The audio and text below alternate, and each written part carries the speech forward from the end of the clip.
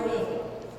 Welcome to the Dr. Phillips Center and the Kessler tier. This is our band 11. We call this the 5th tier, but actually the Kessler family was one of our very first gifts. They actually made this wonderful space that we use throughout the year with so many different types of events. So we're happy to host this press event this morning to talk about some very exciting news that we have at the Art Center. I also want to thank our jazz combo this morning, Jarvis Brown Ensemble. So they were downstairs.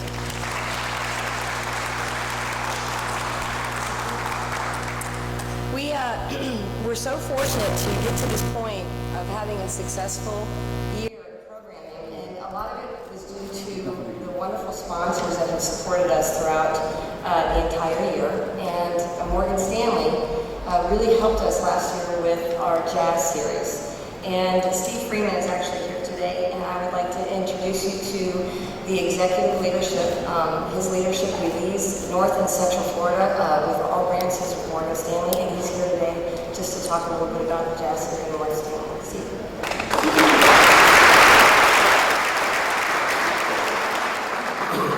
Good morning, everyone. First of all, let me thank the Dr. Phillips Center, Kathy Ramsberger and Cliff Marvin for helping us put this jazz series together.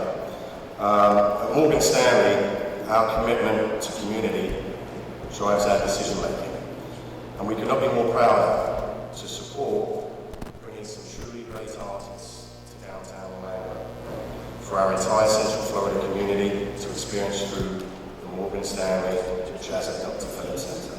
So without any further ado, thank you, Kathy. Thank you, Cliff. We're very proud to be a supporter of this great series. Thank you. So, if you would, take a look at the screens, and we're going to now unveil our 2015-16 Jazz Series.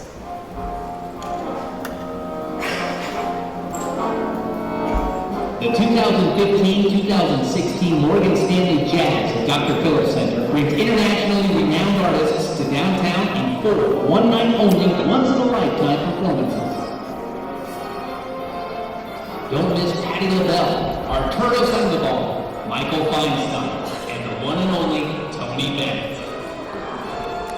With 10 Grammy Awards, 19 Grammy nominations, 6 Billboard Awards, an Emmy Award, and the 2013 recipient of the Presidential Medal of Freedom, Arturo Sandoval brings his vivacious, dynamic live performance to the Walt Disney Theater October 24th. The centennial celebration of Frank Sinatra wouldn't be complete without a tribute by Michael Feinstein, the multi-platinum selling, 2-time Emmy and 5-time Grammy Award-nominated entertainer. Feinstein and his 17-piece big band perform an evening of Old Blue Eyes' biggest hits, January 29th. Patti LaBelle. This soulful songbird's name is synonymous with grace, style, elegance, and class. February 20th will be a special evening with Patti LaBelle, filled with her classic songs, her incredible vocals, and her awe-inspiring energy. To say he's a legend doesn't begin to cover this icon's past success, and his present popularity as one of the most celebrated artists of all time. From his debut in 1949 to his 18 Grammy Awards, 24 top 40 songs, and his legendary duets with everyone from Aretha Franklin to Lady Gaga. No one else in popular music has recorded for so long and at such a high level of excellence as Tony Bennett. His March night concert will be an event to the shivers. The 2015-2016 Morgan Stanley Jazz at Dr. Phillips Center. Subscriptions are on sale now.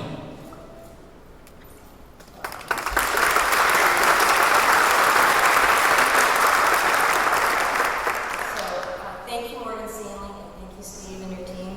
Last year, we were just brand new, and we actually hit close to 800 subscriptions for for the Jazz Series, and over 10,500 subscriptions for our Broadway series.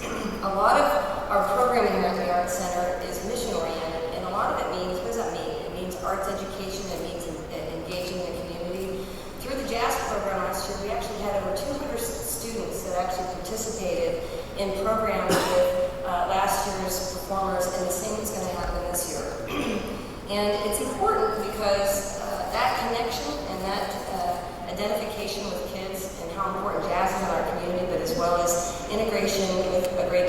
Broadway performances as well. So much so that our director of education, Dana Brazil, was actually acknowledged by the Broadway League and he received a national award, which is the 2015 Outstanding Achievement in Education and Engagement in our first year, and we've only been open 7 months.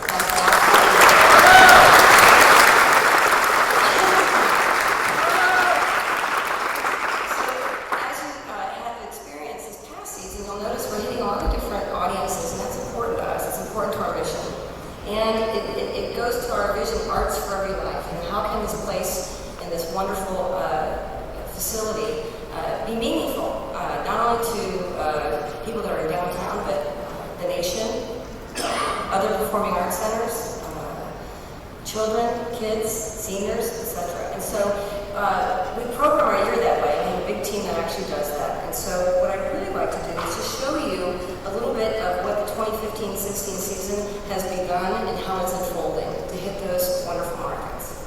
Along with Dr. Phillips Center's anchor season of Broadway across America and our resident companies of the Orlando Ballet and the Orlando Philharmonic Orchestra, we have some exciting new series and festivals to share with you. Chefs at the Dr. Phillips Center. Nationally known Food Network stars share their passion and excitement for food and cooking. In the world of professional chefs, it doesn't get more exciting than Emerald Lagasse and Ina Garten. The Flamenco Festival, March 4th through the 6th. This is a rare event that brings together the most accomplished flamenco performers in the world for a one-of-a-kind experience. Starring Ferriquito and Ballet Flamenco de Andalucia. Our returning series, UCF Celebrates the Arts, showcases visual and performing arts in April 2016 throughout the Arts Center. The Florida Blue Concert Series will be another series of free concerts on the Sentinel Arts Plaza with a lineup of popular bands and artists. And our school series. Teachers and students are invited to experience these performances during the school day as part of their curriculum. Warriors Don't Cry, Moon Mouse, and Kevin Spencer's Hocus Pocus.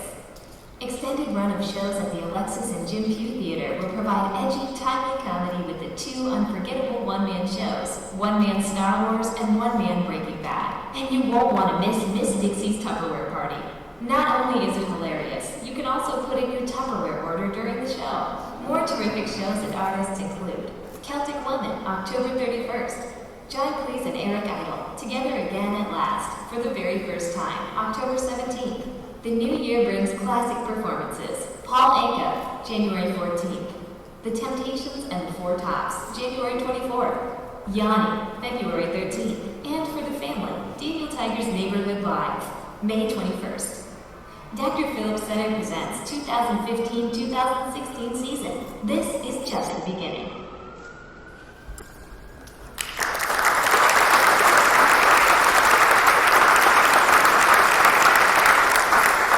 So last year we had the chance to try a couple different types of themes of programming, and it really took off. So you'll notice that we are doing a Great Chefs series. We're going to be announcing very shortly a film and orchestral series, which is absolutely remarkable. Let's stand by for that. As you know, we do have family and school series that are starting to take shape. We have a wonderful partnership with Foundation Presents. They actually own the Beecham Theater and the Social. We work with them jointly, and we're going to be launching an indie series here as well, indie music, which is, again, hitting another new audience. Our Broadway season, like I mentioned, last year, at the end of when subscriptions closed, we were at 10,000 or 10,500 subscriptions. It is June, and we're at 10,150 subscriptions. So people are really falling in love not with that series, but also the facility, which is, again, wonderful. UCF Celebrates the Art. That partnership is so important. They just took over the entire facility, and you know what? It was wonderful. Their students had the chance to be engaged in this facility from top to bottom, front of the house, back of the house. It was fantastic. They're returning in April, as I mentioned. The Orlando Ballet and the Orlando Philharmonic. We were so lucky to have the ballet decide that they were going to perform in the Disney Theater this year. They had the chance to stay at the Bob Park. They chose to come here. This next year, they're actually going to have live music that supports the ballet. Talk about the growing tides of the Arts Center's experience with these local great groups. To have live music is just remarkable, and also supported by the Orlando Philharmonic and the Central Florida Community Arts. The Orlando Philharmonic also is going to be working here as well to support the ballet. started this building, it was going to be the entire project. And we didn't have the chance to do it because of the year 2008. But our board of directors, our executive committee, and our leadership said we're going to get it done. And there's not many facilities on the planet that open a facility at the same time they're still doing a capital campaign to start a massive project within 18 months of opening. And our board and our executive committee and our donors are determined to get it finished, and we will. So we're very excited about Orlando Philharmonic's new music director, Eric Jacobson. We're thrilled about all the partnerships that's in this facility that have been wanting to be in stage 2, which brings us, right back to the mission and the purpose of the Arts Center, finishing the project. We're committed to completing the project of the acoustical theater, and our timetable is immediate. And the reason why is because, one, look at the demand and how much you're enjoying the Performing Arts Center, but costs are going up very quickly in construction crisis. And so what we're doing right now is we're committing today that we're going to break ground next May of the third hall. The entire project is $560 million. We're close to 95% of completing the funding for this project. That's our community. Our community's gotten behind us. With the City of Orlando, with Orange County, with the tourism industry supporting this project since we started back in 2008, the state of Florida, UCF, and hundreds and hundreds and hundreds of donors and thousands of members. We're 95% there. And you know what? We're so grateful because we have amongst us a wonderful gentleman and a beautiful woman who have decided to name the acoustical hall. It is going to be the Steinmetz Hall. Chuck and Marjorie are here today.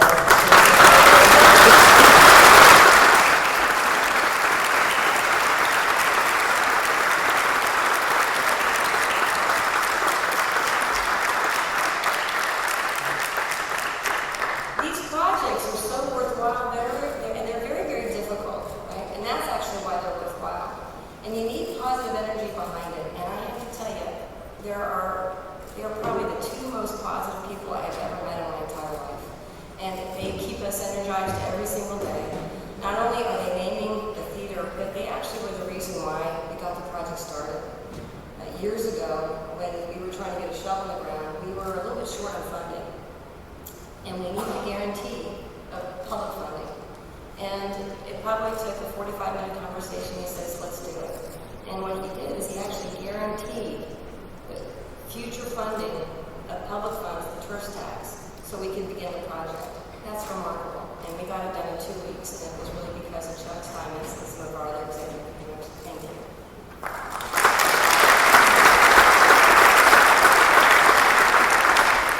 So here's our time frame. We're getting ready to go. We're 95% there. We still need some help. We still need to raise some money, but we're committed to the project to get it started.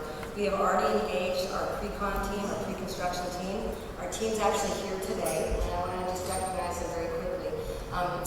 Vicki Dickerson is leading us with the projects group. She's going to be working with us as our honors rep. We're so grateful to have Mark Myers, our design architect of the project, of this beautiful building.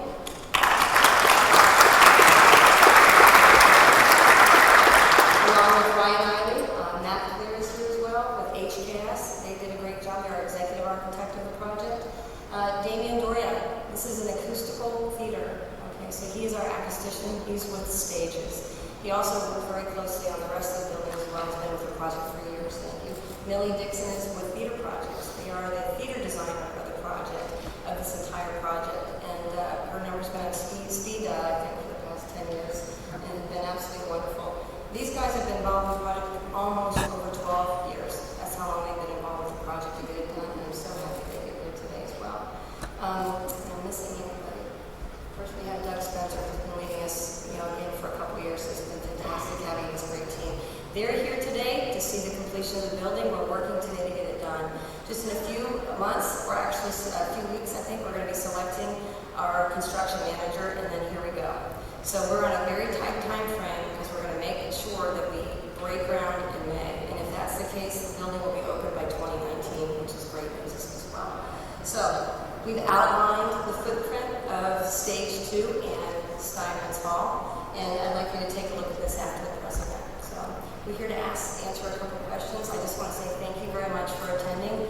Thank you, our donors, our members in the room, our subscribers. If you're interested in the jazz series, our team is downstairs and they can actually help you as well. So thank you again for coming this morning, and I look forward to seeing you throughout the next year.